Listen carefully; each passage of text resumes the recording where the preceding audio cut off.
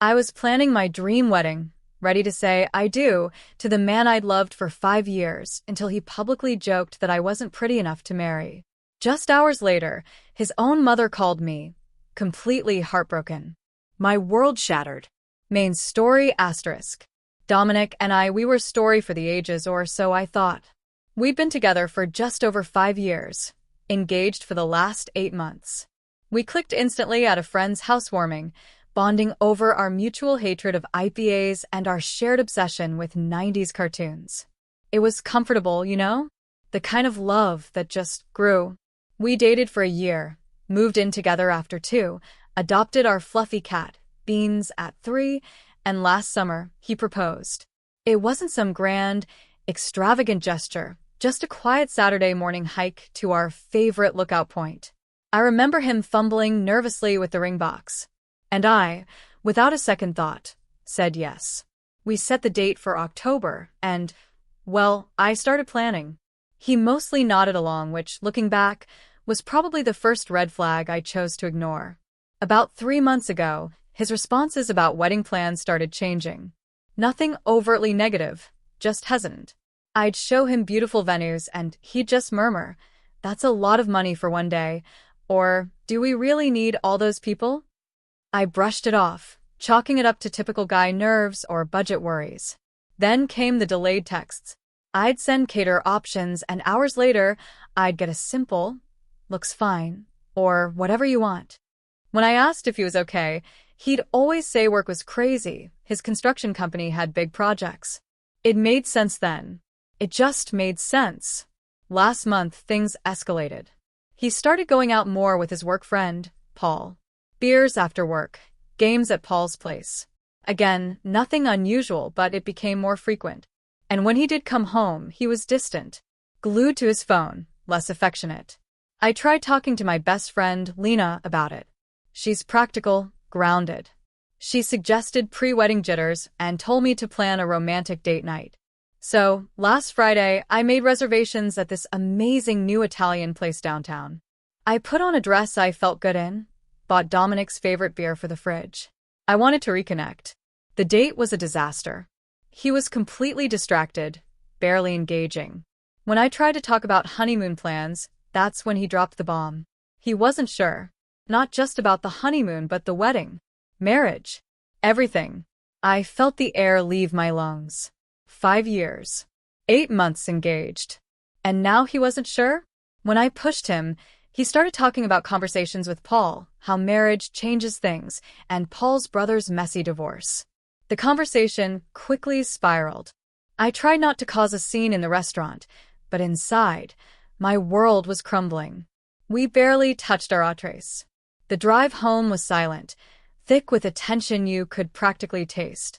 At the apartment, he just deflected, said he needed time to think, and slept on the couch. The next morning was excruciatingly awkward. We moved around each other like strangers, sharing an Airbnb. He mentioned meeting Paul and some work friends at a sports bar to watch a game. I was too drained to argue. A few hours later, Lena called.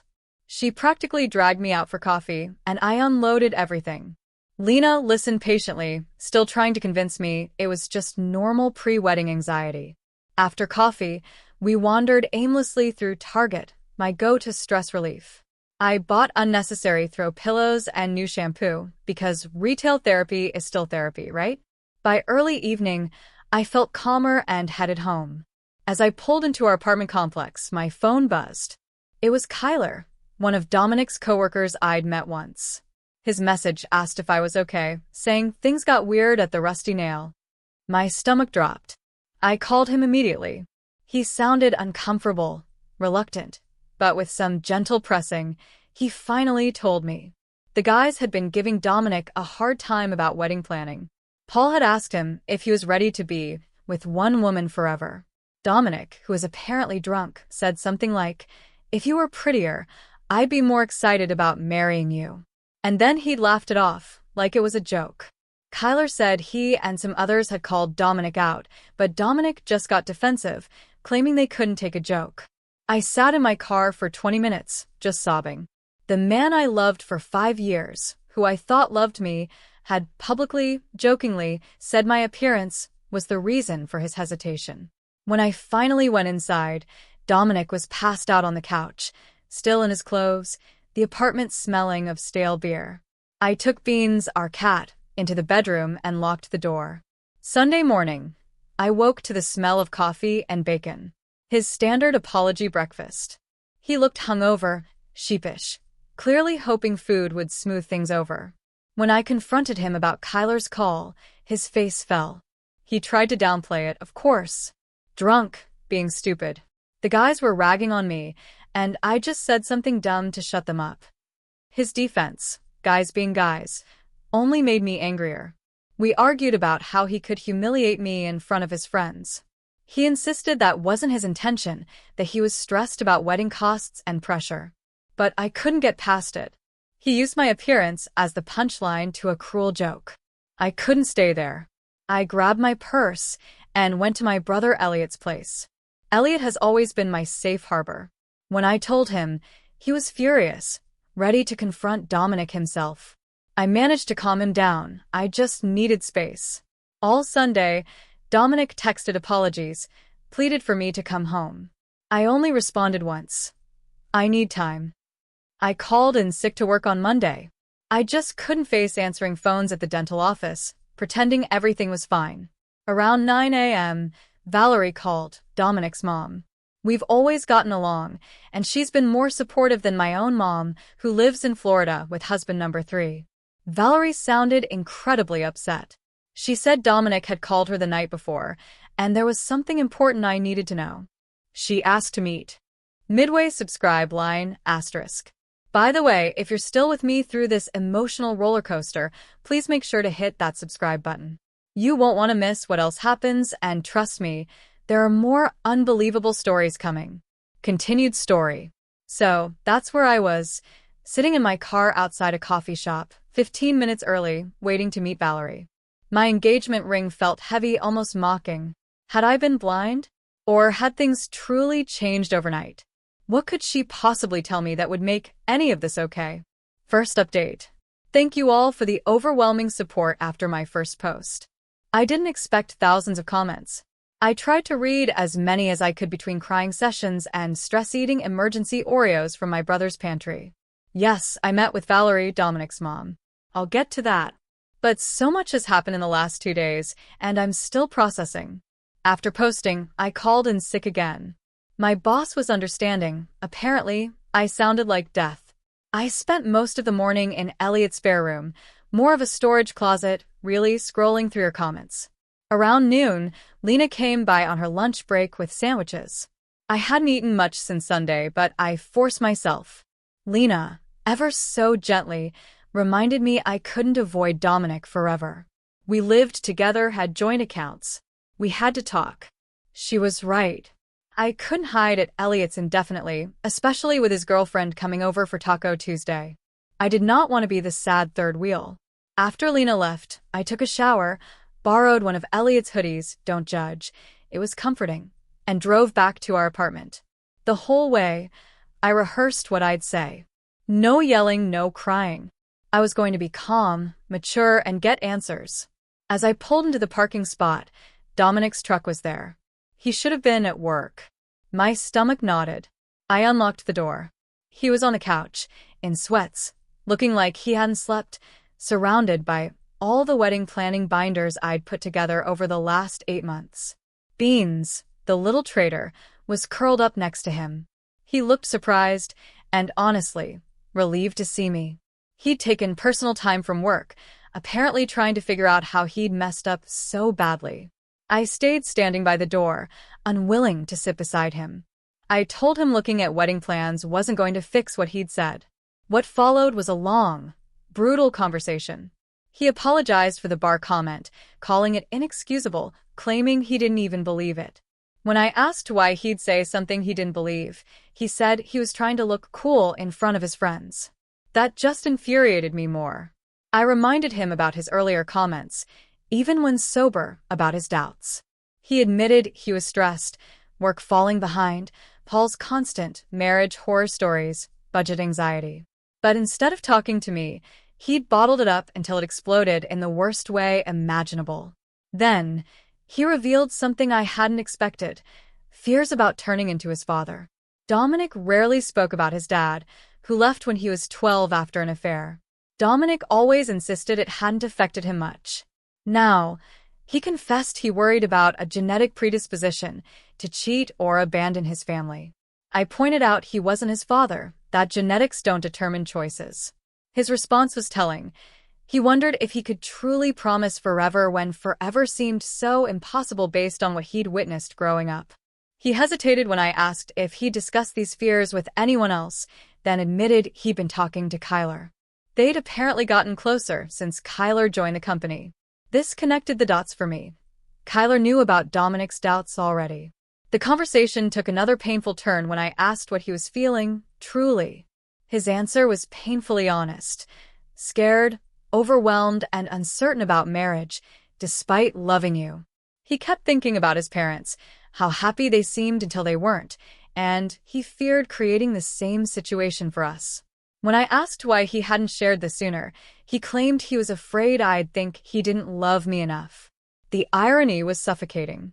By hiding his fears, he'd created exactly the situation he was trying to avoid. I had to ask, did his joke about my appearance come from a real place of unattraction? He swore no, that he'd always found me attractive, even referencing specific details from our first meeting. He said the comment came from insecurity, a misguided attempt to seem in control in front of his friends rather than appearing trapped. As we talked, I asked a crucial question. Were his doubts about marriage in general, or about marrying me specifically? His hesitation before answering told me everything. He finally admitted that while his fears were primarily about marriage and commitment, part of him wondered if we were right for each other long-term. That hurt more than the appearance comment. 5 years, and he was still wondering? He mentioned how we'd both changed since our early 20s, my increased need for planning versus my former spontaneity, his abandoned dreams of starting his own business. I pointed out that growth and change are normal in relationships, but he questioned if we'd grown together or apart. By this point, I was emotionally drained. I told him I needed time away to process everything: his public humiliation, his hidden doubts, and now his uncertainty about us. He pleaded for us to work through it, offering therapy. But I was firm. I needed space. As I was about to pack more clothes, he mentioned my phone had been buzzing. 3 missed calls from Valerie. In all the emotional chaos, I'd completely forgotten our planned coffee meeting. When I mentioned this, his expression shifted from confusion to deep concern. He asked what his mom wanted to talk about, and I explained she'd called crying, saying she needed to discuss something important after his Sunday night call to her. His reaction was telling. The color drained from his face, and he wouldn't meet my eyes. When I asked what he told her, he vaguely mentioned their fight and his doubts, but his evasiveness made me deeply suspicious. Pressed further, he mumbled it wasn't his place to explain, and suggested I hear it from his mom directly. I stepped away and called Valerie back. She answered immediately, concerned I hadn't shown up. I told her I was at the apartment with Dominic. She mentioned having something important to tell me and suggested meeting right away. Her voice sounded strange, and my suspicion grew that something significant was being kept from me. After arranging to meet Valerie in 30 minutes, I confronted Dominic again. What does your mother know that I don't? He finally looked up, his expression a mix of guilt and resignation.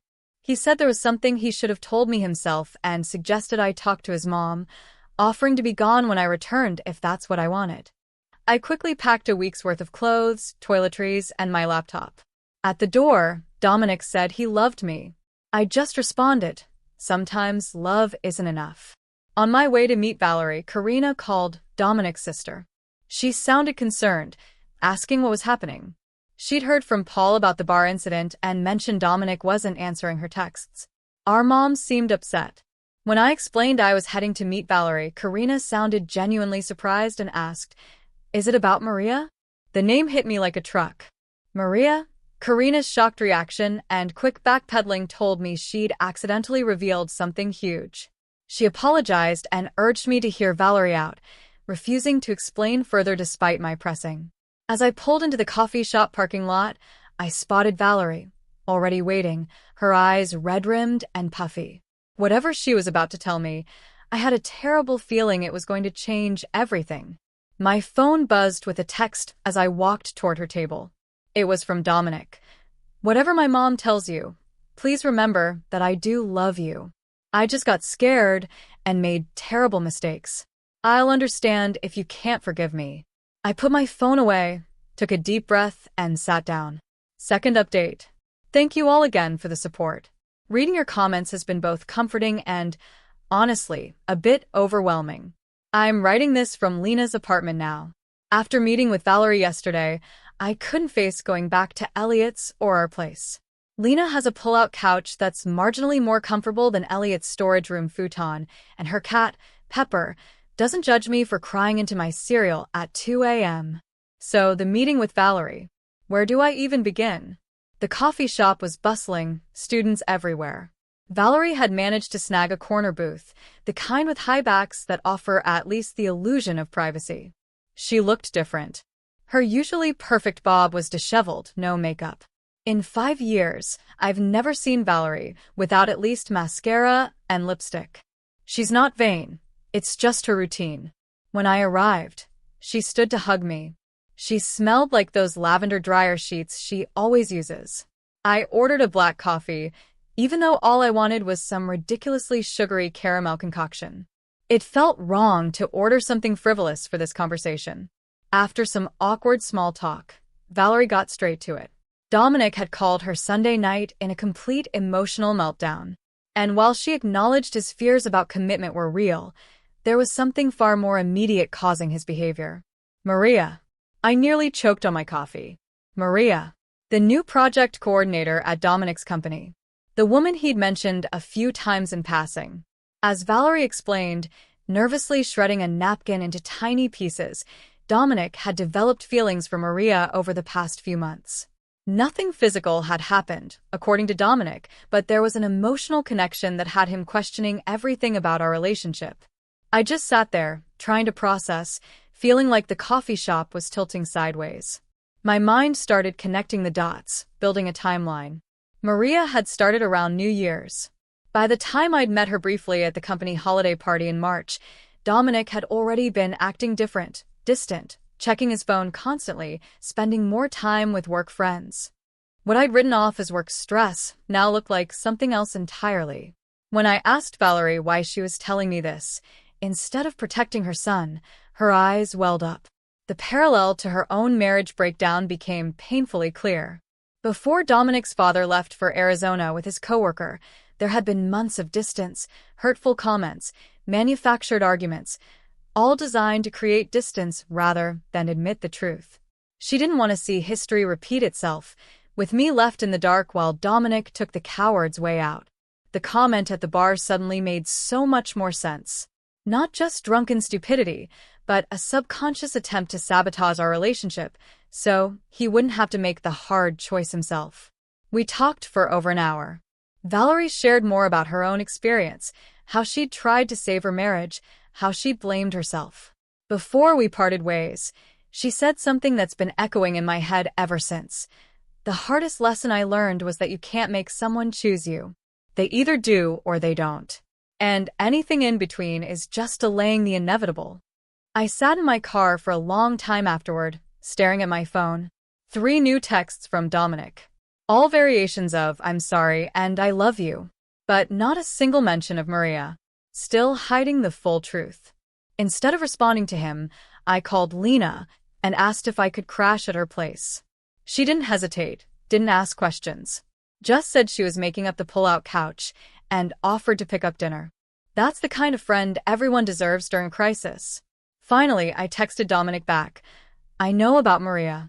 Don't contact me again until you're ready to tell me the complete truth. I'll be collecting more of my things tomorrow while you're at work. Then I blocked his number. Not permanently, just for the night. I needed space to think without his explanations or justifications. On the drive to Lena's, Karina called. The conversation confirmed what Valerie had told me and added another layer. She'd overheard Dominic and Paul discussing the situation last Thursday.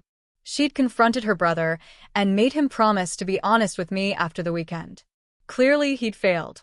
What surprised me most was Karina's unwavering support. Despite being his sister, she made it clear she was on my side. The relief I felt was enormous. I'd been worried about losing not just Dominic, but his entire family, who had become my family. Lena's apartment was exactly what I needed that night. A neutral space where I could just exist. We ate takeout on her living room floor, her coffee table covered with papers from her online class, while watching a baking competition neither of us really followed. The mundane normality of it was like a life preserver in the middle of my emotional storm. After Lena went to bed, I stayed up, scrolling through photos on my phone. 5 years of memories with Dominic. Vacations, holidays, random selfies. Our engagement photos showed us grinning like we'd won the lottery. I was making mental plans for the next day. Go to the apartment while Dominic was at work, pack more things, maybe talk to the landlord. Then my phone buzzed. Unknown number. Margot, this is Maria. I know you blocked Dominic. Can we meet? Tomorrow. There's more to the story that you should know. Just the two of us. I stared at the message for a long time, my heart pounding. What more could there possibly be? And why would this woman want to tell me directly? After what felt like an hour, but was probably only minutes, I typed a response. Where and when? Third update. Thank you all for the overwhelming support on my previous posts. I've been reading your comments during sleepless nights, and they've helped more than you know. For those asking how I'm doing, I'm surviving. Some moments are easier than others. The meeting with Maria happened, and it went nothing like I expected. We met at this little breakfast place near the park, neutral territory, I guess. When I arrived, she was already there, nervously scrolling through her phone. She looked different than I remembered from the company party. Less polished, more human somehow. Her hair was pulled back in a messy bun, minimal makeup. What surprised me immediately was how uncomfortable she seemed. If she'd been having some secret emotional affair with my fiancé, shouldn't she have been more confident? Instead, she kept fidgeting with her coffee cup, avoiding eye contact. The conversation revealed two major bombshells. First, Maria had no idea Dominic had developed feelings for her until Paul mentioned it casually last week. According to her, she and Dominic had worked closely on a project, occasionally texting about work after hours, but nothing that crossed any lines. From her perspective, she'd never flirted with him or encouraged anything beyond friendship. She even showed me their text history. Mostly work stuff, occasional memes, nothing romantic or inappropriate. She even had a boyfriend of 3 years who sometimes joined their group for happy hours. The second revelation was about Paul. Apparently, he'd been deliberately stirring things up. Maria had overheard him at work encouraging Dominic to explore his options before settling down, specifically mentioning her as someone who gets Dominic better than I do. She explained that Paul had been telling everyone at work that Dominic was having cold feet about the wedding, making jokes about him being trapped and missing out on his freedom. By the end of our meeting, I felt strangely calm. Maria wasn't the villain I'd imagined. She was just a bystander, caught in manipulation and Dominic's weakness. Before we parted ways, she said something that stuck with me. You seem like someone who knows their worth. Don't let anyone make you question it. I left that meeting with a new perspective and a plan. This wasn't just about Dominic and me anymore. It was about Paul's toxic influence, Dominic's family history, and where I fit into all of it. I texted Karina afterward, asking if she'd help arrange a family meeting at her apartment, neutral territory, since I wasn't ready to be alone with Dominic yet. She agreed immediately. That brings me to yesterday's dinner. Karina had set everything up in her small but cozy apartment. She'd ordered Italian from a place near her building. Nothing fancy, just pasta and salad. Valerie arrived first, then Paul. Karina had insisted he attend, and finally Dominic, who looked like he hadn't slept in days. The first 20 minutes were excruciating. We all sat around Karina's dining table, pushing pasta around our plates, making strange small talk about the weather and Karina's new coffee table.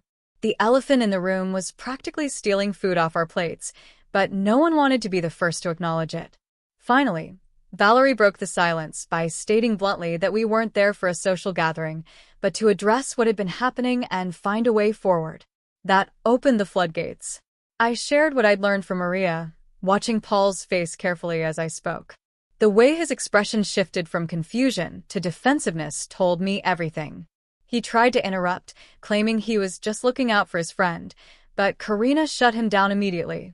Dominic mostly sat in silence, staring at his barely touched pasta. When directly addressed, he admitted that Maria had just been friendly, but he'd built it into something else because he was scared of turning into his dad. Valerie visibly flinched at that comment. When I brought up the joke at the bar, Dominic looked genuinely ashamed. He admitted it had nothing to do with Maria, it was just him being a coward. Paul was giving him a hard time about being whipped, and instead of standing up for our relationship, he'd said something horrible to seem cool. According to Dominic, it was never about my looks. Paul tried to dismiss it all as just guy talk, but Karina reminded everyone that Dominic and I were supposed to get married in 3 months. That simple statement, the reminder of our rapidly approaching wedding date, hit me like a physical blow. The save the dates had gone out. Deposits had been paid. My dress was hanging in Lena's spare closet, waiting for final alterations. That's when I quietly said, I don't think the wedding is happening anymore. The room went silent. Dominic started to protest, but I cut him off. I explained how I'd spent the last week trying to understand how we got here. What I'd realized was that this wasn't just about Maria, or that joke, or even Paul's toxic influence. This was about Dominic not being honest with me, or himself. I told them how I'd ignored the signs for months, his disinterest in wedding planning, his increased time with Paul, his emotional distance. I'd made excuses because it was easier than confronting the truth. But I deserved someone who was certain about me. Someone who didn't need a family intervention to figure out their feelings. Paul made a snarky comment about me being dramatic, which earned him simultaneous "shut up" responses from both Valerie and Karina. Dominic insisted he was certain about loving me, just scared of messing everything up. I pointed out that he already had. The conversation continued for hours. There were tears, heated words, especially between Karina and Paul, and difficult truths. We rehashed old wounds and uncovered new ones. Around midnight, when everyone was emotionally exhausted, we reached the inevitable conclusion. The wedding was off. Our 5-year relationship had run its course. It wasn't a screaming match or a dramatic exit. It was a mutual recognition that something fundamental had broken between us. Trust. Maybe it could be rebuilt, eventually, but not in time for an October wedding. Not with Maria still working at Dominic's company. Not with the echo of that joke still hanging between us. Karina drove me back to Lena's place afterward, assuring me this didn't change my relationship with her or Valerie. According to her, I was still family to them, regardless of what happened with Dominic. When I got back to Lena's apartment, I sat on the pull-out couch in the dark, letting the reality wash over me. 5 years gone. Wedding canceled. Future unknown. I didn't cry right away. Instead, I made a list in the Notes app on my phone. Call venue to cancel, deposit probably gone. Return ring. Contact guests. Move out of apartment. Change relationship status on social media. It was past 2 a.m. when Lena shuffled out from her bedroom. She'd heard me come in and wanted to check if I was okay. When I told her the wedding was off, she simply sat beside me on the pullout and put her arm around my shoulders. We sat like that until sunrise, not saying much, just existing in the strangeness of my new reality. This morning, I woke up to a text from Dominic asking if we could meet to discuss practical matters, the apartment lease, separating our finances, what to do with the furniture we bought together. So adult. So final. I also had a message from Elliot asking when he should come over to help pack my things. My brother, always practical. And one from my mom, who'd somehow heard through the grapevine, probably from one of my cousins who follows Karina on Instagram, wanting to know if she should cancel her flight for the wedding. The ring feels heavy on my finger now. I've been twisting it absently, a nervous habit I didn't realize I had. It's a simple design, a round diamond in a white gold setting. Nothing flashy or elaborate. Dominic had chosen it because it was classic, like our relationship. The irony isn't lost on me. I called the venue this morning. The coordinator was sympathetic but firm. The deposit is non-refundable this close to the date. $8,000 down the drain. Money we'd saved for over a year, cutting back on vacations and dining out. The practical side of me winces at the waist. The emotional side doesn't care about money right now. Karina texted that she'd found a photographer who might be willing to transfer our deposit to another event in the future. Valerie offered to help contact family members about the cancellation, to spare me the awkward conversations. Small kindnesses in the aftermath. Paul, unsurprisingly, sent a non-apology text about how these things happen for a reason and how I'd find someone better suited eventually. I deleted it without responding. Maria sent a short message expressing her regret about the situation and assuring me again that nothing happened between them. I believe her. Strangely enough, she seems like collateral damage in this mess, a convenient projection for Dominic's fears and Paul's manipulation. The hardest part is the mundane reminders. The wedding planning binder still sitting in my tote bag. The shared Spotify playlist we've been building for the reception. The honeymoon research folder on my laptop. Little pieces of a future that no longer exists. Lena suggested I take a mental health day from work, but I decided to go in. Sitting at home, scrolling through Reddit and overthinking everything seemed worse than the distraction of answering phones and filing insurance claims. My coworkers have been mercifully normal. Either they don't know yet, or they're politely pretending not to notice my puffy eyes and absent engagement ring. I'm meeting Dominic tomorrow at a coffee shop to exchange keys and discuss the apartment. He's agreed to move out since my name is on the lease, and he can stay with his cousin temporarily. Another practical conversation in the business of dismantling a relationship. Part of me still can't believe this is happening. Last month, we were debating reception songs and testing cake flavors. Now we're dividing up kitchen appliances and deciding who keeps the PlayStation.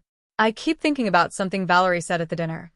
Endings are rarely clean or perfect. Most of the time, they're messy and sad and complicated. She would know. She rebuilt her life after Dominic's father left, raised 2 kids alone, found happiness again eventually. Looking at her now, you'd never guess she went through something so painful. Maybe there's hope in that. For now, I'm taking it one day at a time. Tomorrow, I'll handle the apartment and finances. Next week, I'll start looking for my own place. The future beyond that is blurry, but I'm starting to believe there will be something. Karina just texted to ask if I want to meet for coffee this weekend. She mentioned that her family friend, Kenzo, an older gentleman who's known their family forever, offered his vacation cabin if I need a getaway to clear my head. The support from Dominic's family is unexpected, but deeply appreciated. I haven't decided if I'll take Kenzo up on his offer. Part of me wants to escape somewhere quiet to process everything. Another part knows I need my support system right now. Lena, with her practical compassion. Elliot, with his protective big brother energy. Even Valerie and Karina, with their complicated loyalty. What I do know is that I won't be checking my wedding countdown app anymore. Won't be pinning reception decor ideas. Or practicing a new signature with Dominic's last name. That future is gone. And while I don't know what comes next, I'm starting to believe there will be something. Last update. It feels strange to be writing this final update for my new apartment. It's been 3 months since that family dinner that ended my engagement. 3 months of piecing my life back together in ways I never expected. Some of you have sent messages asking for an update, so here it is. The good, the bad, and the unexpected. First, the practical stuff. Dominic moved out of our shared apartment within a week of our breakup. Elliot and Lena helped me pack up his things while he was at work, leaving them neatly labeled in the living room for him to collect. It was surreal, separating 5 years of shared existence into his and mine. The coffee maker he'd gotten for his birthday. The throw blanket I'd bought on our weekend trip to that little mountain town. The framed photos we'd hung on every wall. The apartment felt hollow afterward, like a stage set rather than a home. I lasted 2 more weeks there before the lease manager agreed to let me break the contract with an extra month's payment. Honestly, it was worth the money to escape the ghost of our relationship that lingered in every room. Finding a new place was harder than expected. The rental market is brutal right now, and my budget as a single person is considerably tighter. I ended up in a smaller one-bedroom across town, further from work, but with a tiny balcony where I've started growing herbs in dollar store pots. The basil keeps dying, but the mint is thriving against all odds. I choose to see that as symbolic. Financially, it's been an adjustment. Our shared expenses were suddenly all on me. Car insurance, streaming services, even groceries seem more expensive when you're cooking for one. I've become that person who uses coupons, buys store brands, tracks expenses in a spreadsheet, and thinks twice before ordering takeout. Growing up stuff I never thought I'd have to learn at 29. The wedding vendors were surprisingly understanding. The venue kept our deposit, but sent a kind note, hoping I'd find happiness. The florist refunded half our payment, despite their no-refund policy. The DJ recommended his brother, who works at a therapy center, an unexpected but thoughtful gesture. The engagement ring still sits in my dresser drawer, in its original box. Dominic said I should keep it or sell it, that it was bad karma for him to take it back. I haven't decided what to do with it yet. Some days I forget it's there. Other days, I open the box and stare at it, wondering how something so small could have represented such big promises. Social media was its own special hell. I waited 2 weeks before changing my relationship status, dreading the flood of questions. When I finally did it at 2 a.m. on a Tuesday, the notifications poured in anyway. Well-meaning friends with their "what happened" messages, distant relatives offering prayers, former classmates I hadn't spoken to in years suddenly sliding into my DMs with faux concern that felt more like curiosity. I posted a brief, vague statement about mutual decisions and requesting privacy, then muted notifications and threw my phone across the couch. Later, I posted a single photo of my new apartment keys with the caption "New Beginnings." It got fewer likes than my engagement announcement, but felt more genuine somehow. Now about Dominic. We've spoken a handful of times since the breakup, mostly about practical matters. Mail that came to the wrong address, the shared cloud storage account we forgot to separate, returning a borrowed air fryer to his sister. Each conversation has been civil but strained, like acquaintances forced to make small talk in an elevator.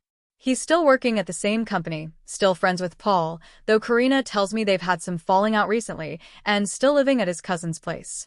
According to the grapevine, aka Karina, the situation with Maria got awkward after our breakup. She requested a transfer to a different team and has been cold toward him since learning the full story. The biggest surprise came last month when Dominic texted, asking if we could meet. We hadn't seen each other face to face since the key exchange at the apartment, and part of me was curious what he wanted. We met at a coffee shop near my new place, neutral territory, with plenty of witnesses, as Lena half-jokingly suggested. He looked different, thinner, with darker circles under his eyes, wearing a shirt I didn't recognize. The first 10 minutes were stilted small talk about work and weather. Then he pulled out a journal. "I've been seeing someone," he said, and my heart did a weird little stutter before he clarified. "A therapist." The journal was part of his therapy, daily reflections on patterns and behaviors he wanted to change. He'd been examining his relationship with his father, his friendship with Paul, and the way he treated me. He didn't ask for forgiveness or reconciliation. He just wanted me to know he was working on himself. "I should have done this years ago," he admitted. "Maybe things would have been different."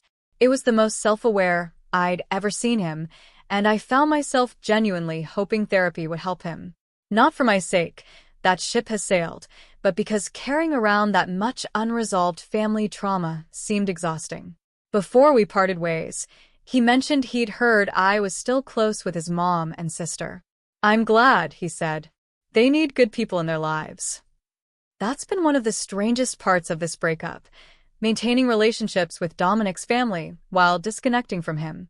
Valerie texts me weekly, usually sending funny memes or updates about her garden.